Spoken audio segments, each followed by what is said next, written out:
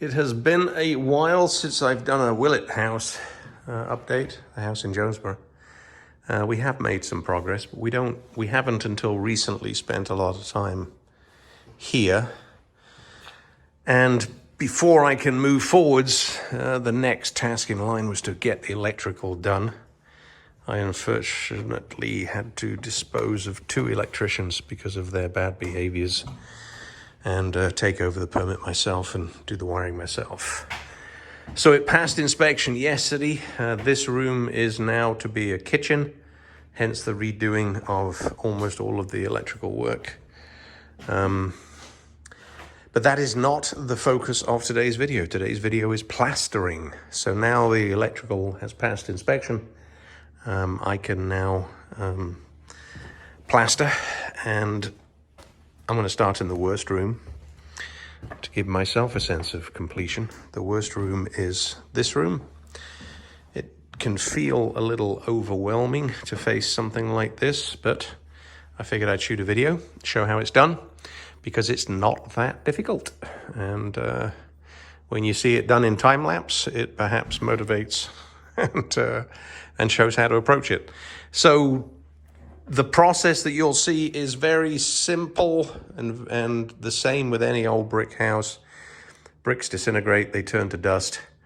First step, of course, is you will see I will scrape the walls, knock off all the loose stuff, take a hammer, knock off all the loose patches of mortar that's already on the wall, which is old lime-based plaster from a long, long time ago. One of the unique features of this house is that the finish trim was done before the plastering, which is very unusual. My guess is the house was built and the carpenters were here and the plasterers were not. So I think they had a choice and decided to get on with the trim and then plaster. The result of that is that it's a little bit funky. Anyway, so first thing will be scraping and knocking off all the loose stuff. I'll start on that wall. That's probably all I'll get done in the next few hours. I might wrap around to that corner over there and get that done. But knock it off, scrape it off, vacuum it to get rid of the dust on the brick. No, don't pre-wet the brick. I'll then be doing the base coat of plaster today. And then I'll do the finish coat another day. So I'll do the base coat around here. What you see on the walls currently is what somebody else said they were good at and would do for me. So unfortunately, like many things, I had to fire those guys too. And I'm going to have to knock off all this loose and nasty stuff and do it properly myself. Disappointing, but this is the quality of work that a plasterer told me they would achieve. And I paid him and then told him not to come back. But anyway, let's get on with the video.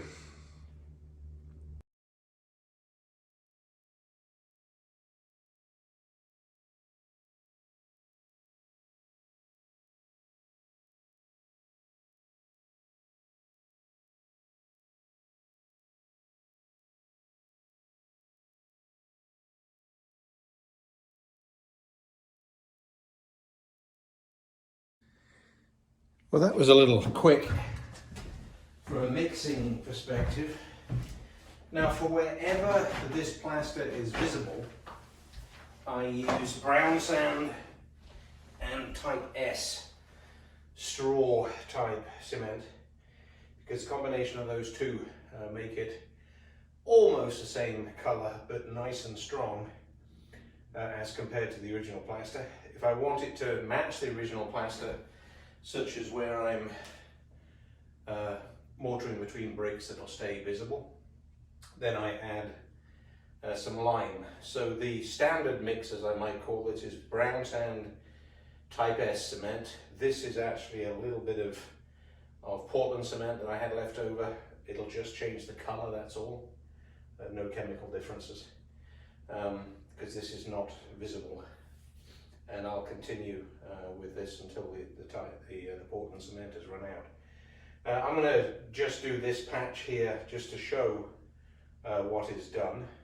and then I'll move on back to time lapse again. So the mix is 3-to-1, or what I should say is whatever the quantity, the volume of the device is.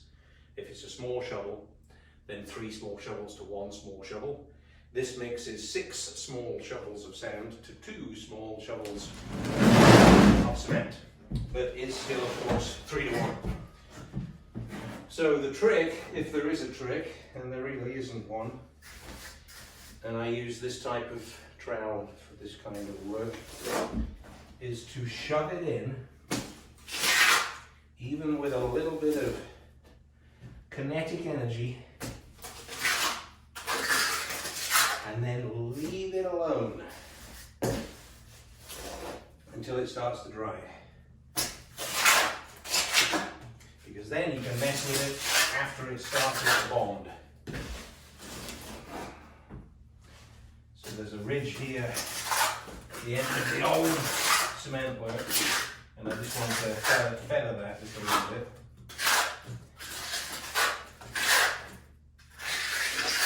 See, that's already too much messing around, because what I'll do is scrape off the excess. You'll see in just a minute. So here to feather that.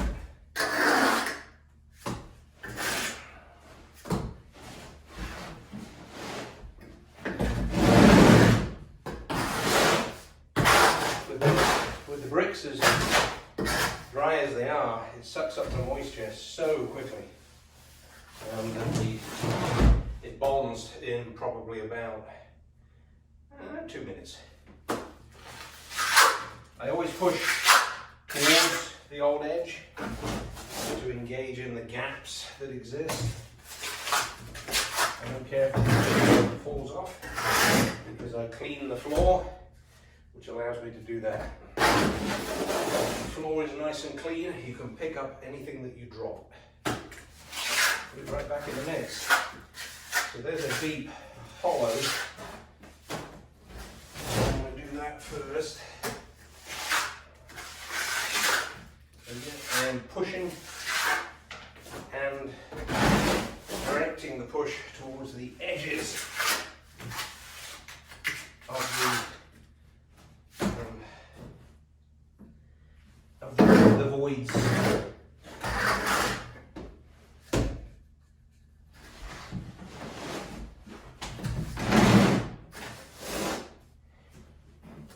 So you're very thick there, so I'm going to do 2 coats. If you do one really thick coat, it typically just peels right off.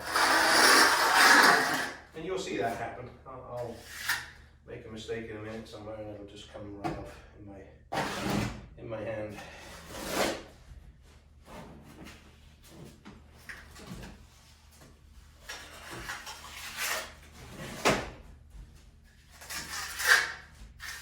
You cannot do this until the electrical inspection is passed, because the inspector needs to see all of the wires, all of the fixtures, all of the hole closures before he approves it, before you cover it up.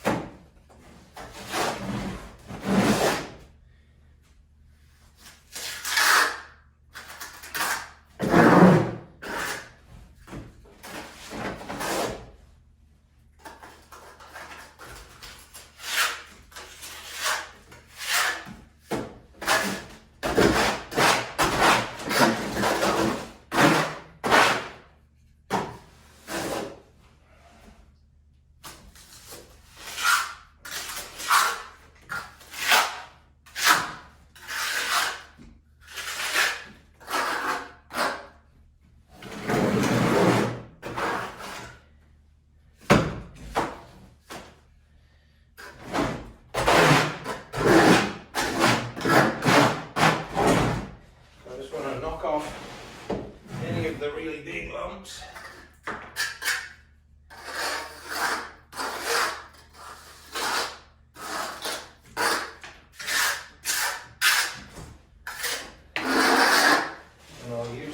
time that it takes to mix the next batch.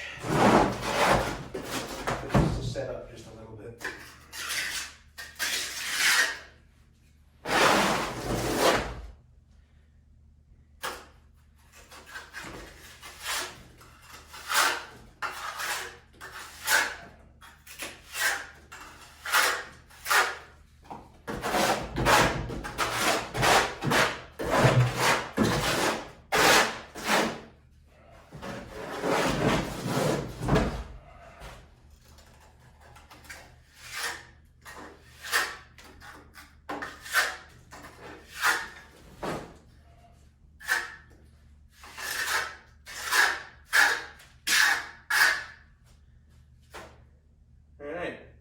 So those are, that is all the big nasty deep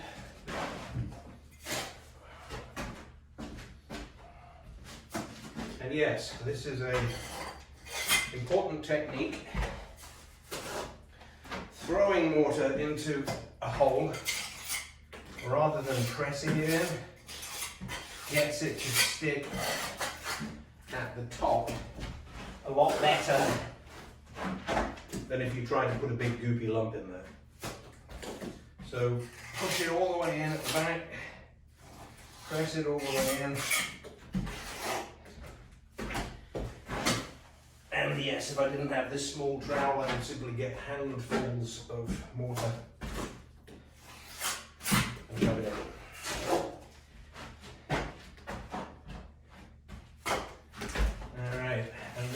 Done that, quit messing with it, right? Because then it won't slump its way out again like that tried to do. So I'm just going to leave that the way it is. Get that one at the top.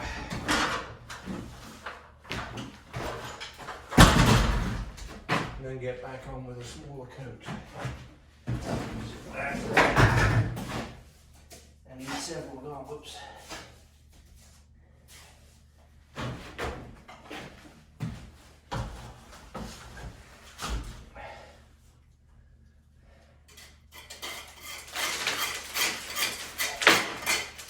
Not like dust and small pieces.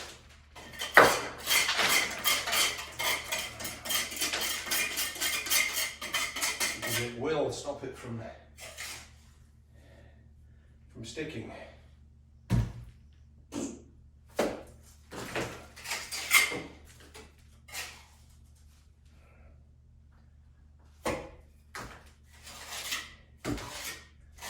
Throw it in. Shove it in.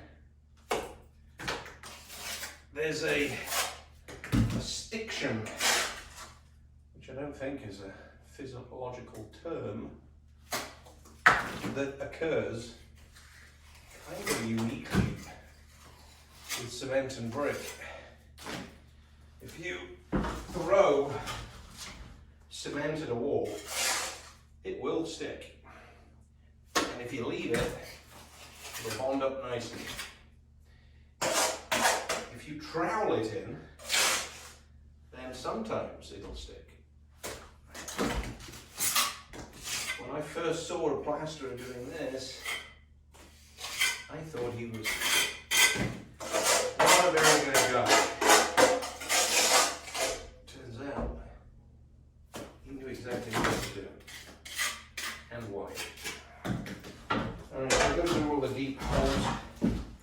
I'll continue with this knife just for a few minutes and then I'll switch back to time lapse. You being the guy that I am was quite critical of how rough not just the base coat, but how rough their final coat was. To me, it looked dreadful. My brother, my elder brother, knew better and kept his mouth shut. I, of course, was doing my typical thing of turning Why are they leaving that so rough? That's not very good, etc., etc. Didn't say it to the contractor, but I was saying it to my brother. And he just kept calmly saying, I don't know. What I was doing really was just localizing my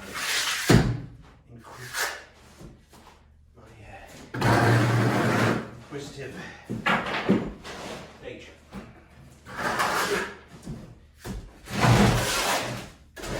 And yeah, this will be on time. So in just a minute, I'm going to finish this patch. I'm going to scrape it down, and then I'll go to time lapse and try and finish the wall. So shove it up, push it in. Shove it up, push it in. It really does two things. One is it gets that stiction to happen that happens with cement.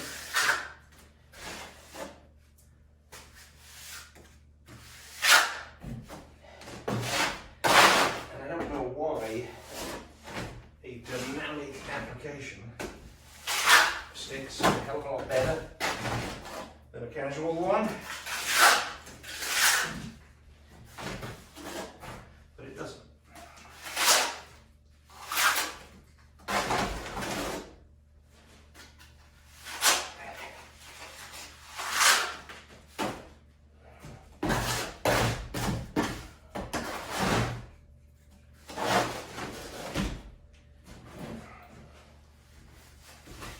Lost the whole trowel full. That serves me right for procrastinating.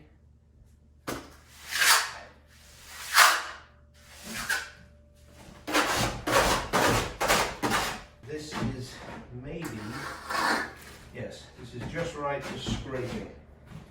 So that took those few minutes. So what I'm going to do is use the edge of the trowel, work my way on the surface that I trust, and no, these slots are not reusable. It's already cured.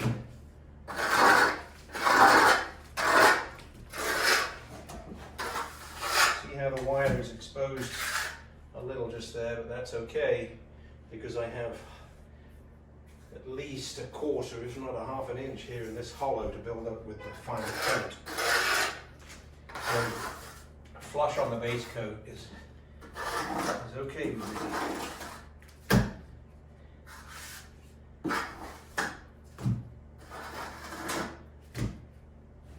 So clean it all up. Because if you don't,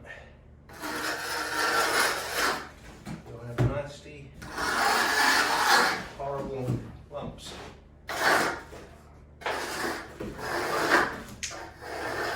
Too hard to do anything with. Alright, so this does not have to look good. This has to have no high spots. And normally I bring my much bigger trowel to do this because I can span a larger area and then it becomes flatter. But that's okay. The finished coat is just a little bit thicker and a little more difficult to do if you do this with a small trowel. What I'm doing is just pressing in the edges where I see a crack.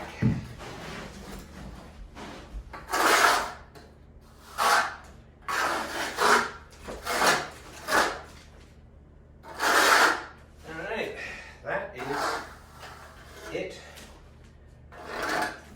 for the base coat. Now, some people will score that. A lot of the old school, we might call it plasterers, would be horrified if I did not score it. It's just that my finish coat is not pink plaster. My finish coat is rapid set joint compound. Right, no high spots.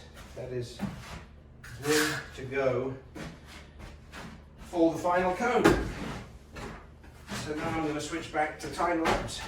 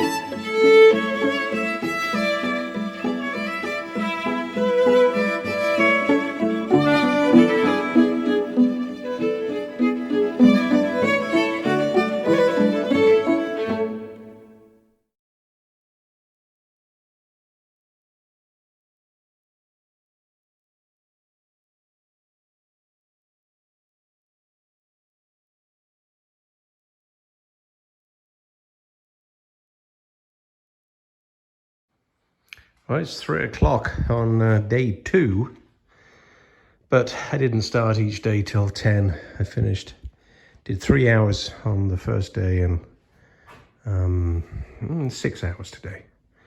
So this room is ready for the second and final coat.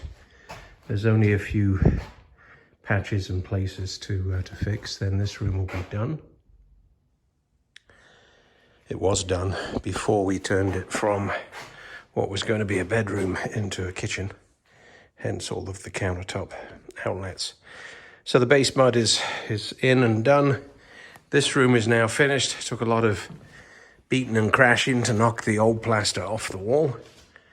But this room is now ready for a final coat. I wished I had not used the guys that I did to do some of the base coat, because virtually all they did has come off the walls, except for the chimney breast, because it was bare brick, and that end wall over there, because a lot of it was bare brick over there in the right-hand side.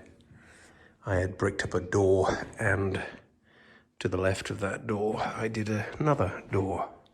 But base coat is finished.